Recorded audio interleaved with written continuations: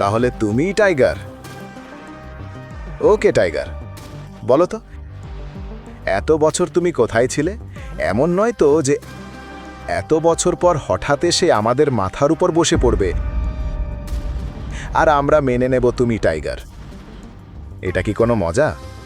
তাই তো বলেছিলাম আকরাম। আর যে সিংহাসনের কথা বলছো, সেটা দখল করা হয় না, সেটা অর্জন করতে হয়, বুঝেছো? আমি খুব ভালো করেই জানি ছিনতাই আমার রক্তে নেই। এত বছর আমি কোথায় ছিলাম, কি করছিলাম, এসব বোঝানোর সময় আমাদের নেই। আর আমি টাইগার কিনা সেটা নিয়ে ওকে, তুমি পথ দেখাও, আমি প্রমাণ করে দেব। ব্রাভো! এই কথাটাই আমি শুনতে চেয়েছিলাম। আকরাম হাসি নিয়ে অভিনবের দিকে তাকালো। তার চোখে অভিনবের জন্য গর্ব স্পষ্ট ছিল। অভিনব তার কল্পনার থেকেও বেশি ভয়ঙ্কর ছিল, কিন্তু বালরাজের কপালের ভাঁজ তখনও কাটেনি।